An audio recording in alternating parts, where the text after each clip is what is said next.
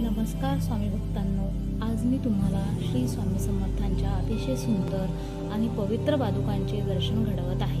असं मानलं जातं की ज्या घरात स्वामींच्या पादुका असतात त्या घरात सुख, शांती आणि सकारात्मक ऊर्जा कायम राहते. दररोज श्रद्धेने पादुकांचे दर्शन घेतल्याने मनाला शांतता मिळते आणि स्वामींची कृपा सदैव सोबत असल्याची जाणीव होते. जर तुम्हाला या पवित्र पादुका घरी आणायच्या असतील तर लिंक डिस्क्रिप्शनमध्ये दिलेली आहे. श्री स्वामी समर्थ. नमस्कार स्वामी भक्तांनो. आज मी तुम्हाला श्री स्वामी समर्थांच्या अतिशय सुंदर आणि पवित्र पादुकांचे दर्शन घडवत आहे.